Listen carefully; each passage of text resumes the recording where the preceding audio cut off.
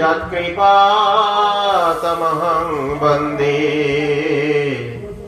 श्रीगुरु दीनतारणम् वन्दे गुरुनिशभक्तम् ईशं ईशवतारकान् तत्प्रकाशं शतशक्ति कृष्ण चैतन्य संगतम्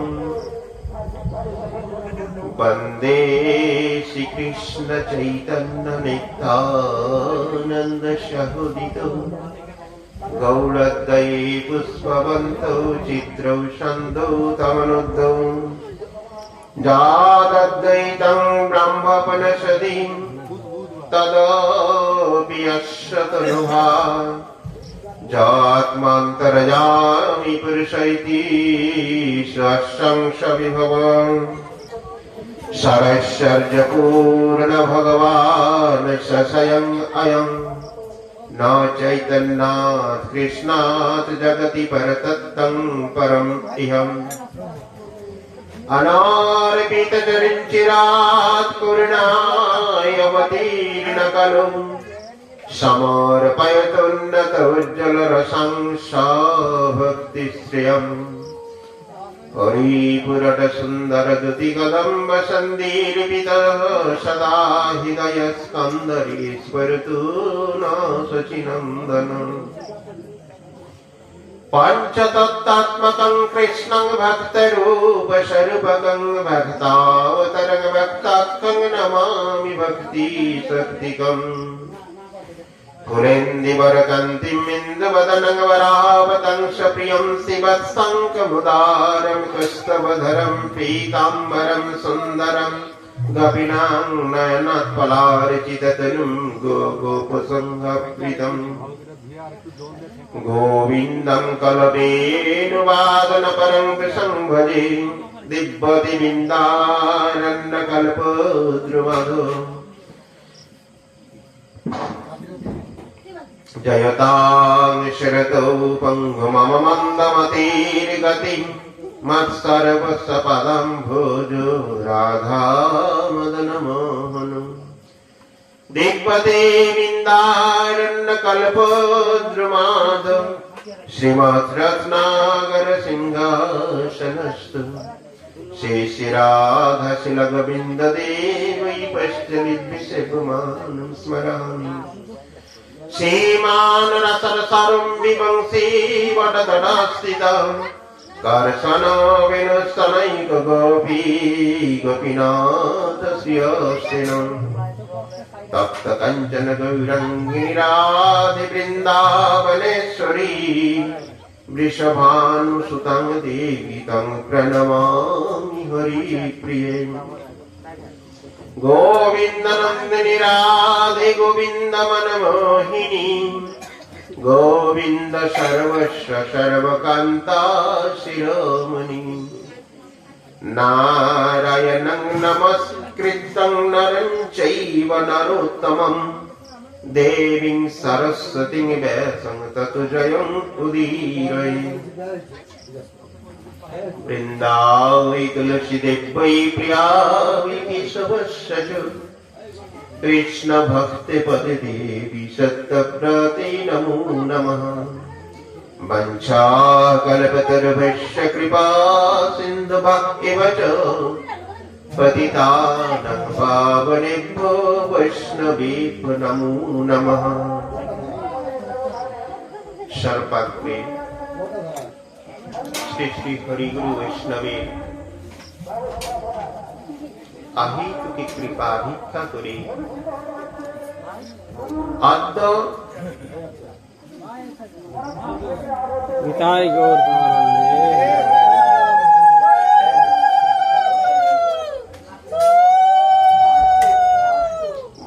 वैवस्वतमनन्तरे अष्टविंशतितम कलियुगे 539तम गौराब्दे शुभ कार्तिक मासे देवाशिष गायन महाशयर बासगृहे উপস্থিত বৈষ্ণবদের শ্রীচরণে দণ্ডবত প্রণাম। তৎপরে উপস্থিত ব্রাহ্মণগণের শ্রীচরণে প্রণাম জানিয়ে তৎপরে উপস্থিত অন্যান্য শ্রদ্ধালু সজ্জন বৃন্দকে যথোচিত সম্মান জ্ঞাপন পূর্বক ভক্ত ভবানী অমৃতময় লীলা কথা শ্রবণ করে স্ব আত্মমঙ্গল বরণ করার চেষ্টা করছেন। তাই গৌর প্রেমানন্দে বর্তমান কলি যুগ, মাইকের ভলিউমই তো নেই, আমি কেউ পাচ্ছে না। কলি যুগে যে কার্য করলে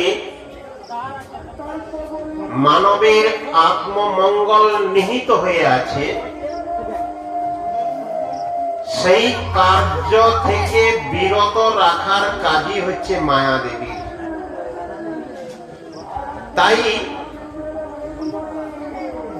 একটু ভাগবত কথার আয়োজন হয়েছে। আমরা পরম সৌভাগ্যবান যেরকম একটু ভাগবত কথা শ্রবণের সুযোগ আমাদের কাছে এসেছে,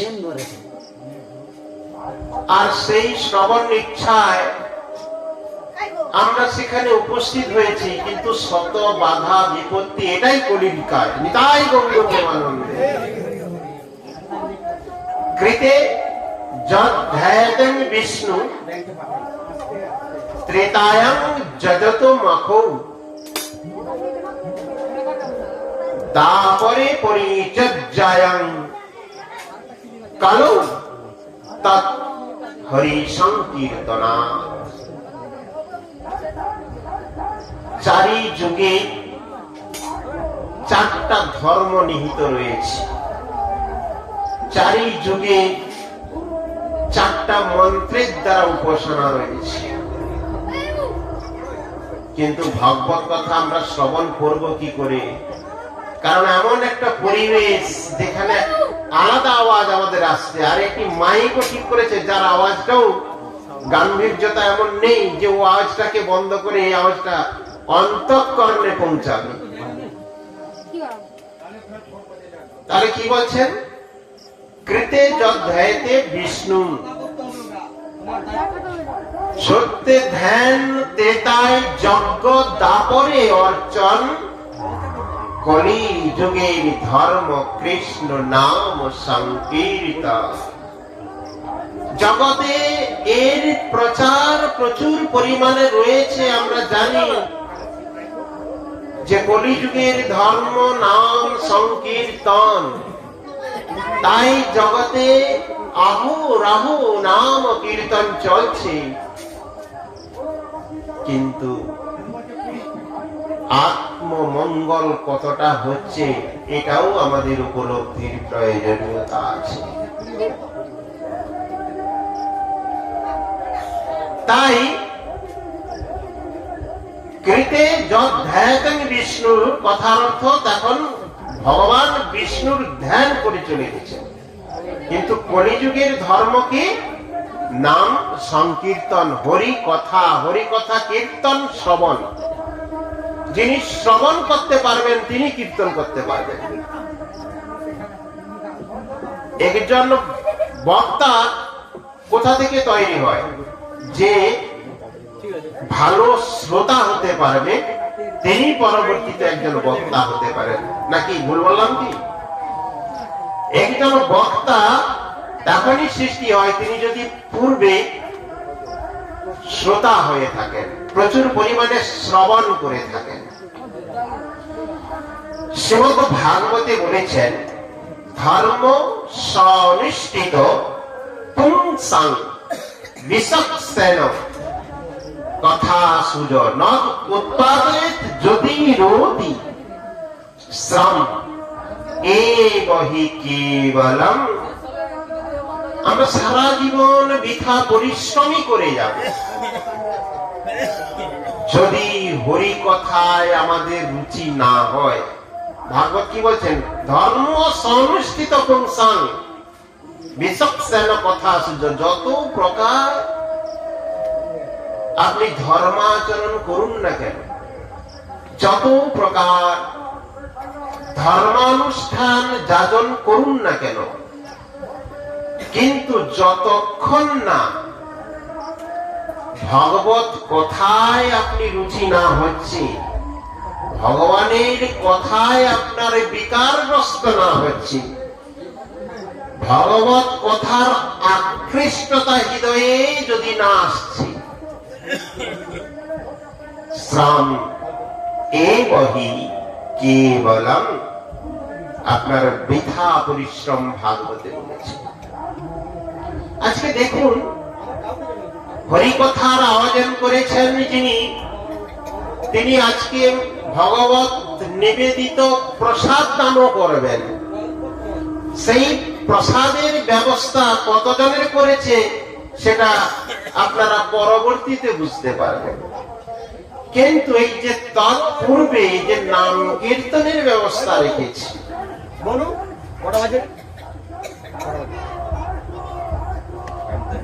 নাম কীর্তনের এই সভায় কতজন এসেছেন? পূর্বার্জিত সুকৃতি যদি না পঞ্জীভূত হয়ে থাকে, ভগবত কথায় আমাদের রুচি আসে না। প্রহ্লাদ মহারাজ তিনি তার স্তুতিতে, আপনারা যারা কথা বলছেন একটু এই সময়টা একটু শান্তি বজায় রাখুন, কারণ হরি কথা একটু একাগ্রতা না হলে অমনিতেই তো আমাদের চঙ্গা কান। চঙ্গা কান মানে কি জানেন তো? মায়েরা হাসছেন, ওনারা জানেন। আগেকার দিনে, এখন যদিও গ্যাস হয়ে গেছে, আগে তো উনান ছিল। উনান ধরাতে গেলে ওই চঙ্গা দিয়ে ফুঁকটা দিতে হতো, ফুঁক না দিলে উনান ধরতো। প্রত্যেকের বাড়িতে একটা করে চঙ্গা, কেউ কেউ বাঁশের চঙ্গা বাদ দিয়ে গুহার চঙ্গাও ব্যবস্থা করেছিলেন। কিন্তু বর্তমানে আর খুঁজে পাওয়া যাবে না, কারণ গ্যাসের দিন এসেছে। তা সেই চোঙা কেন ব্যবহার করা হতো? উনান ধরানোর জন্য। আর সেই চোঙায় এ পাশ থেকে বাতাস দিলে ঠিক যতটা বাতাস দিচ্ছে ও পাশ থেকে সঙ্গে সঙ্গে বেরিয়ে গেছে। ঠিক তদ্রূপ আমাদেরও চোঙা কান অনেকে রয়েছে। এ পাশ থেকে হরিকথা ভেতরে প্রবেশ করছে, ও পাশ থেকে আউট হয়ে চলে যাচ্ছে, মেমোরিতে কোনো লোড হচ্ছে না। তাই এরকম চঙ্গা কানে কিছু লাভ নেই। মহাজনগণ বলেছেন কুলার কান করতে। কুলার কান কেন? না, আমরা গ্রামীণ লোক এই বিষয়টা ভালোই বুঝি। কুলাতে চাল পাঠানো হয় তো, চালের যে তুষাদি রয়েছে তার পাঠালে কি হবে? উড়ে চলে যাবে, চালটা সঠিক থেকে যাবে। ঠিক তদ্রূপ আমরা শ্রবণ করব, তার সার কথাটা আমার হৃদয়ে গেঁথে নিতে হবে। ভাগবতের একটি কথা যদি হৃদয়ে ধারণ করতে পারি, তা যদি আচরণে আনতে পারি, আমার জীবন ধন্য হয়ে যাবে। তাই তাই প্রহ্লাদ মহারাজ বলেছেন, লক্ষ্যেষু শৃণোতি কচ্চিৎ কোটির একস্তু বুদ্ধতে ভক্তি তত্ত্ব পরিজ্ঞেয় কচ্চিৎ এব সমাচরে। কি সুন্দর অমৃতময় কথা! পরম পূজ্য পরম পূজনীয় ভক্ত প্রহ্লাদ মহারাজ তিনি ভগবানের স্তুতি করতে গিয়ে খুব সুন্দর ভাবে বলেছেন যে লক্ষ্যেষু শৃণোতি কচ্চিৎ। জগৎবাসী 1 লক্ষ ব্যক্তির মধ্যে কোন একজন ভাগ্যবান ভাগবত কথা শ্রবণের ইচ্ছা প্রকাশ করেন কিংবা ভাগবত আসলে এসে বসেন। যারা এসে ভাগবত কথায় বসেছেন তারা লক্ষ লোকের মধ্যে একজন। কিন্তু কোটির একস্তু বুদ্ধতে, এরকম শ্রবণ করা 1 কোটি ব্যক্তির মধ্যে একজন ভাগবত কথা বুঝতে পারেন, তাই গৌরবানন্দে। বুঝতে পারা অনেক ব্যক্তির মধ্যে কোন কোন ব্যক্তি তাহা আচরণে আনেন, তাই তো হরিভক্ত এত দুর্লভ জগতে। হরিভক্ত সেই কারণেই এত দুর্লভ, কারণ হরিভজন কেউ করতে চায় না, শুদ্ধ নাম কীর্তন কেউ শ্রবণ করতে চায় না, কারণ ওটা করলেই যে উদ্ধার হয়ে যাবে। আর কলিও চায় না এ বেটা এরা নাম শ্রবণ করুক, শুদ্ধ ভক্তির ধারে কাছে যাক, কারণ গেলেই তো তারা উদ্ধার হয়ে যাবে। বাস্তবিক জীবন যারা অনুভূতি এনেছেন তারা বুঝতে পারবেন এই সংসারের মধ্যে আমরা সংসেজেই থেকে যাচ্ছি, তার সার জায়গায় আমরা পৌঁছতে পারছি না। পুনরপি জনমং পুনরপি মরণং পুনরপি জননী জঠরি। আমরা বারবার জীবন চক্রে ভ্রমণ করতে আছি কর্মানুসারে, কখনো মানব দেহ লাভ করছি, কখনো পশু পক্ষী, কখনো কীট পতঙ্গ, 84 লক্ষ জনিতে ভ্রমণ করে বেড়াচ্ছি আমরা। কিন্তু এই জগতে ভ্রমণ করতে করতে ত্রিতাপ জ্বালায় দগ্ধীভূত মানব। শান্তির খোঁজে সবাই ছুটছি, সুখের খোঁজে আমরা সকাল থেকে ব্যস্ত, কিন্তু শান্তি কিংবা সুখ আপনি প্রশ্ন করলে একজন একজনের সঙ্গে দেখা হলেই প্রথমে আলাপ আলোচনা হলে কি হবে, পরবর্তীতে নিজেদের চোখের জল আর ধরে রাখতে পারেন না, কষ্টের কথা বলেন। কেন না আমরা মায়ার কারাগারে রয়েছি, জীবন চক্রের কর্ম অনুসারে কর্ম ফল ভোগ করতে আমরা ব্যস্ত। অনেকের মনের মধ্যে আসে না আমাকে ভোগ করি পরে আমরা ত্যাগে যাব। আমরা ভোগ করতেছি, কি ভোগ করতেছি? আমরা কি বিষয় ভোগ করতেছি? বলুন, কে এমন ব্যক্তি আছে এই জগতে সুখী বিষয় ভোগী? আমরা নামে সুখের সন্ধানে। গতকালকে পরম পূজ্যপাদ আচার্য গৌড়ীয় মিশনের সভাপতি বর্তমান আচার্য ভক্তি সুন্দর সন্ন্যাসী গোস্বামী মহারাজ, তিনি একটি প্রোগ্রামে, গতকাল হাওড়ে প্রোগ্রাম ছিলেন, সেখানে তিনি কথা প্রসঙ্গে একটি খুব সুন্দর কথা বলেছেন যে আমরা সংসার রূপ একটা কি বলছি, সংসার রূপ যে বন্ধনের মধ্যে আমরা আবদ্ধ হচ্ছি, কিসের জন্য না ডাক্তারের কাছে গেলে ডাক্তার একটি অ্যান্টিবায়োটিক ট্যাবলেট দেয়, ক্যাপসুল যাকে বলে ক্যাপসুল। সেই ক্যাপসুলটা দেখবেন বাইরে একটা লাল কি গেরুয়া সাদা দিয়ে একটা সুন্দর আভরণ দেওয়া আছে। সেই আভরণটা এমন কোম্পানির প্রোডাকশন দিয়ে তৈরি করেছে যেটা খেলে খুব মিষ্টি মিষ্টি সুস্বাদের মতো লাগবে, কিন্তু তার ভিতরে যে ওষুধটা একটা তিক্ত, একবারে তিতা বিশ্রী স্বাদের। সেই তিতা বিশ্রী স্বাদের মেডিসিনটা ভিতরে গেলে অ্যান্টিবায়োটিক কাজ করবে, কিন্তু ওটা তো আমরা সহজে খাবো না। তাই খাওয়ানোর জন্য বাইরের একটি আভরণ তৈরি করেছেন, যেটা মুখে দেওয়া মাত্রই গলে যাবে, তারপর ভেতরে চলে গেলে তার তিক্ত কাজটা করবে। ঠিক সংসারের বাইরে সুখের মতো একটা ছায়া দেওয়া আছে, যার জন্য মানুষ এত ছুটছে। তাহলে প্রশ্ন এখানে, এই জগতে যদি এত দুঃখ এত কষ্ট, তাহলে সুখ কোথায়? আমরা শ্রীমদ ভাগবত অধ্যয়ন করছি, শ্রীমদ ভাগবত গীতা তো সবাই বাড়িতে বাড়িতে আমরা অধ্যয়ন করি। শাস্ত্রে সব কথা বলে সেখানে সম্পূর্ণভাবে বর্ণিত রয়েছে।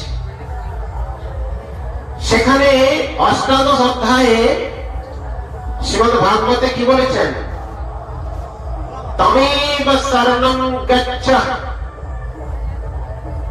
সর্বভাবেন ভারত তৎ প্রসাদাৎ পরাম শান্তি স্থানং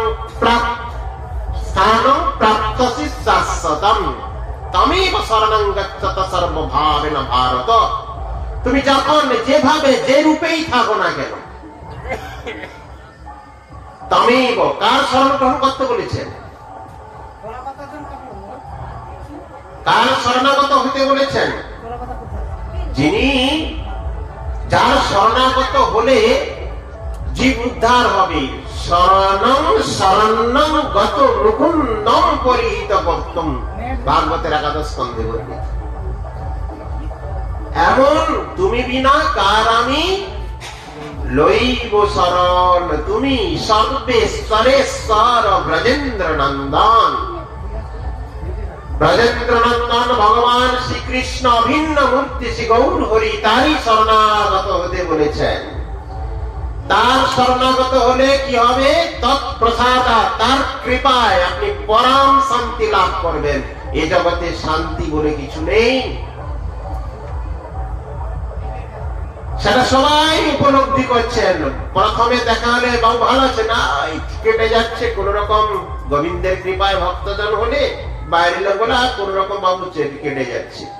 পরবর্তীতে যখন বর্তমান কি অবস্থা, কিরকম কি, তখনই আসল স্বরূপ সবাই মধ্যে বেশি আর বলনি বাবা, কি কষ্টে, কি দুঃখে, কি যন্ত্রণায় দিন অতিবাহিত করছি।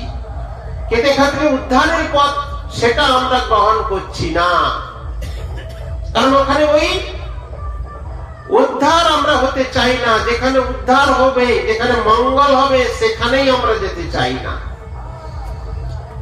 মরুচিকার নেই পর, এরপরে মনে হয় আসবে শান্তি, এরপরে আমার সংসারটা শান্তির হবে। তাই অনেকেই দেখবেন একটু শ্রদ্ধাবান, একটু ভগবত কথায় রুচি রয়েছে, কিন্তু হরি ভজনে রত হতে পারছেন না। অনেকের মধ্যে আমি দেখছি, কারণ ভক্তিবিনোদ ঠাকুর বলেছেন ভ্রামং ভ্রামং হরি রস গলত বৈষ্ণব জনং কদাচিৎ সংস্পর্শ তদনুগমনিষ্ঠারুচি যুক্ত তদা কৃষ্ণ বৃত্তা ত্যাগতি সনকই মাইকদশান বিমল রস ভোগং সকৃতি। কত সুন্দর, কত তত্ত্বের মধ্যে এত সুন্দর ভাবে ব্যাখ্যা করে বলেছেন। এই জগতে জীব ভ্রমণ করতেছেন, ভ্রমণ করতেছেন, ভ্রমণ করতে করতে কি কোন সময় যদি হরি রসে বিগলিত কোন বৈষ্ণব, হরি রস বিগলিত কোন বৈষ্ণব জনের দর্শন পায়, তার কথায় যদি রুচি বিশিষ্ট হয়, বিমান রস কি বলছেন? ব্রাহ্মণ ব্রাহ্মণ হরিরস গলদ বৈষ্ণব জনম কদাচিৎ সংস্পর্শনে তাদ অনুগমনে। যারা ভজন করছেন তারা জানেন সর্বাগ্রে তিনি কোন না কোন শুদ্ধ বৈষ্ণবের সন্নিকটে গিয়ে তার কথা যখন রুচি হয়েছে, তার পিছনে পিছনে দৌড়িয়েছেন। তদা কৃষ্ণা বিদ্যা ত্যাগতি সনকই মাইকদশান। বৈষ্ণবগণের সঙ্গে গেলে কি হবে? অনেকে মনে ভাবছেন এখানে অনেক ভক্তরা এসেছেন, কিসের জন্য আসছেন? ওই ডাল লাভটা বসার জন্য?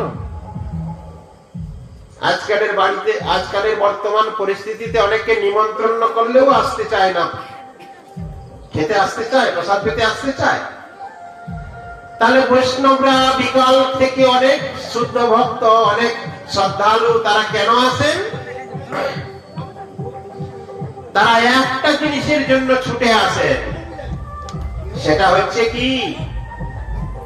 হরি কীর্তন, হরি কথা শ্রবণ, শ্রবণ কীর্তনের পিপাসু। কারণ শ্রবণ কীর্তন ব্যতীত কলিযুগে উদ্ধারের কোনো পথ নেই নেই নেই।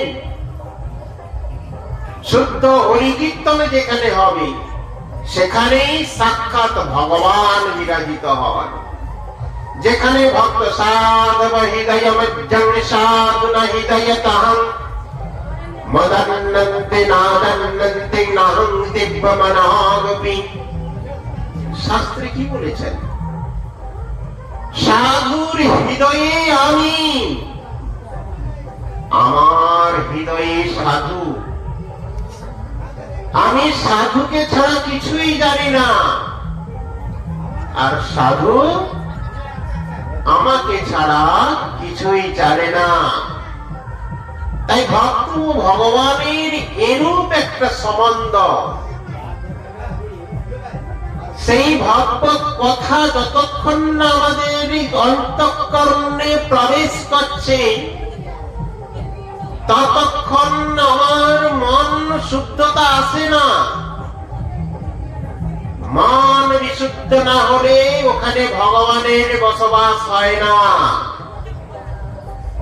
মনের মধ্যে যদি মলিনতায় পরিপূর্ণ থাকে সেখানে ভগবান কখনো বিরাজ হয় না। তাই সেই মনের মলিনতা দূর করার কেবলমাত্র পাওয়ার কিংবা ক্ষমতা হরি কীর্তনের মধ্যে রয়েছে, অন্য কোথাও নেই নেই। নিতাই গৌর প্রেমানন্দে হরি হরি। তাই হরি কথা শ্রবণ এবং কীর্তন সর্বদা চালিয়ে যেতে হবে। ওই হরি কীর্তন যাতে না হয় এটাই হচ্ছে কলির কাজ। মনের মধ্যে সংশয় দেয়। হরি কীর্তনে যাওয়ার আগে শত বাধা বিপত্তি আসে ভক্তদের। আবার সেখানে পৌঁছে গেলেও মনের মধ্যে এমন কিছু প্রবৃত্তি এসে যায় যে হরি কীর্তনের শুদ্ধতার, নিজের মন শুদ্ধতা না থাকলে ভগবানের কথা সেখানে প্রবেশ হয় না। তাই বলছেন যে যদি কোনো ব্যক্তি কোনো সাধুর কথা তার ভালো লাগে এবং তার পিছনে যদি তিনি ধাবিত হন তাহলে কি হবে? যদা ভ্রমং ভ্রমং হরিরসগলদ বৈষ্ণবজনং কদাচিৎ সংস্পর্শং তদনুগমনে সদরুচিযুক্ত তদা কৃষ্ণ কৃষ্ণ বৃত্ত ত্যজতি সনকই মাইক দশা। আমাদের মাইক দশা, মাইক জগতের যে সমস্ত ক্রিয়াকলাপ আদি সেখান দূরীভূত হয়ে তবেই সে বিমল রস, বিমল রস ভাগবত প্রেম। ভক্তদের প্রয়োজনীয়তা কি? ভক্তরা কিসের জন্য ভজন করছেন? জগতের লোক সকাম বাসনা নিয়ে দেবদেবীর আরাধনা করে থাকেন। অনেকে ভগবান বিষ্ণুর পূজা অর্চনাও করে থাকেন। অনেকে বাড়িতে হরি মন্দির আদি স্থাপন করে তার পূজা পদ্ধতি করে গৃহের শান্তির জন্য, নিজের মঙ্গলের জন্য। কিন্তু ভক্তরা কিসের জন্য ভজন করছেন? তারা ভজন করছে একমাত্র কৃষ্ণ প্রেম পাওয়ার উদ্দেশ্যে। ভগবত প্রীতি এবং প্রেম, ভগবানের সঙ্গে তার সম্পর্ক স্থাপনের জন্য তারা অহেতুকী ভক্তি পাওয়ার জন্য, অহেতুকী ভক্তি। এখানে ভক্তির অনেক রকম ব্যাপার রয়েছে। আমার সেই ভক্তিটা পাবো বা কোথায়? আমরা তো শুধু যোগীর পাঠ হলেও ছুটি, যোগীর কথা হলেও ছুটি, জ্ঞানের কথা হলেও ছুটি, আবার কর্মী যদি আসে তার কথাও শ্রবণ করি, আবার ভক্তদের কথাও শ্রবণ করি, আবার শুদ্ধ ভক্তের হরি কীর্তনেও যাই। কারণ আমাদের তো উদ্দেশ্য বিহীন ভাবে আমাদের জীবন যাত্রা। একটা সংসারে, যে সংসারের যত ডিসিপ্লিন আছে, সেই সংসারের উন্নতি শান্তি দুটোই মোটামুটি একটা থাকে। যদিও পরা শান্তি এ সংসারে নেই, তথাপি যেটা কি বলছেন, ঐহিক সুখ আমাদের তিনটা রয়েছে এ জগতে। কি কি? ঐহিক সুখ, পারত্রিক সুখ, আর কি বলছেন, ঐহিক, পারত্রিক এবং পারমার্থিক। ঐহিক সুখ কাকে বলে? যেহেতু কথা প্রসঙ্গে এসে গেছে, একটু ব্যাখ্যা না করলে আপনারা তো বুঝতেই পারবেন না। ঐহিক সুখ মানে নিজের কষ্টার্জিত অর্থের দ্বারা যে সুখ আমরা পাই, কিঞ্চিত হলেও পাই তো। অনেকে অনেক কষ্ট করে বাড়িতে একটা সুন্দর বাড়ি বানিয়েছেন, সেই বাড়িতে থাকা যে আগেকার দুঃখ কষ্ট, শিলাবৃষ্টি হলে মিস্টারটা ভেঙে গেছে, ঝড় হলে উড়ে গেছে, প্রবল বর্ষণের সময় এদিকে জল পড়ছে ওদিকে জল পড়ছে, একটু বসতে পারি না। তা সুন্দর একটা বাড়ি করলে সেই ঝড় বৃষ্টির সময় হোক নিরাপদে থাকতে পারি তো। এইরকম সুখকে ঐহিক সুখ বলা হয়। কিংবা আমি অনেক অর্থ উপার্জন করেছি, আমি একটু ভ্রমণে বেরোলাম, তীর্থ পর্যটন হোক বা কোনো সমুদ্র তীর্থে ভ্রমণ আদি হোক, যতক্ষণ অর্থ আছে, অর্থকে ব্যয় করে যে সুখটা আমরা পাই সেটাকে ঐহিক সুখ বলি। আর একটা আছে পারত্রিক সুখ। সেটা কি রকম? জন্মগত ভাবে অনেকে বলে না, আরে বাবা, ছেলে মেয়েদের অনেকে সান্ত্বনা করে না গরিব ফ্যামিলিতে, বাবা তুমি এত কিছু চিন্তা করছো কেন, তুমি অন্যের কেন উদাহরণ দিচ্ছ, তোমার বন্ধু যার কথা বলছো সে তো সোনার চামচ নিয়ে জন্মেছে। মানে কেউ যদি একটু আর্থিক ভাবে সচ্ছল ব্যক্তির কোন ছেলে আর একটি গরিব ছেলে, দুই ছেলের বন্ধুত্ব থাকলে বাড়িতে এসে গরিব ছেলে তার মা বাবাকে বলে না, তোমরা পারো না আমাকে একটা ল্যাপটপ কিনে দিতে, আমাকে একটা 4 হুইলার কিনে দিতে, কি ইত্যাদি। আমার বন্ধু দেখো তার বাবা তার জন্মদিনে একটা গিফট করেছে, তার মুখ দিনে এটা করেছে, হয় কিনা বলুন? তাহলে এটা যে যার ঐশ্বর্য, যার যেমন অবস্থা, আমরা পূর্বে যেমন পারত্রিক কর্ম, পূর্বে কর্মানুসারে আমাদের সেই অর্থ আমরা পেয়েছি, তাহলে তার দ্বারা একটা সুখ। যারা পূর্বার্জিত প্রচুর দান ধ্যান আদি করেছেন, প্রচুর শুভ কর্ম আদি ভালো কর্ম আদি করেছেন, যার দ্বারা সে কিছু অনেক ঐশ্বর্যের দ্বারা তার জন্ম হয়েছে। আর আমরা কাউকে দান ধ্যানও করি না, লোকের কেড়ে খেয়ে নিয়েছি, তাই আমাদের গরিব করেছে। কথার কথা এটা, মানে গরিবের ক্ষেত্রে। তাহলে এটাকে পারত্রিক সুখ বলা হয়। আর আধ্যাত্মিক সুখ কাকে বলে? এই যে ভক্তরা ভগবানের একটু আরতি কীর্তনের সঙ্গে উদণ্ড নৃত্য করছেন, তার মধ্যে যে আনন্দ, আপনারা বাইরে থেকে দেখে মনে করতে পারবেন না যে কি আনন্দ আছে। কিছুদিন পর দেখবেন দোল পূর্ণিমা আসবে, লাখো লাখো ভক্ত নবদ্বীপের ধুলা আকাশে উড়িয়ে দিচ্ছি, উদণ্ড নৃত্য কীর্তন চলছে, এ পরিক্রমা সে মঠের পরিক্রমা, রাস্তায় যেন একটা ধুলি খেলা চলছে। তার মধ্যে দেখুন কত, আমরা তো চাষে খাটা লোক, আমরা তো গ্রামীণ লোক, আপনি ওখানে যারা গিয়েছেন তাদের দেখতে পাবেন, সারা ভারতবর্ষ কেন বিদেশ থেকে কত তারা, তাদের মানে ঐশ্বর্যের কোনো শেষ নেই, এত ভিআইপি তারা এসে খুব কষ্ট করে ধুলা মাখছে।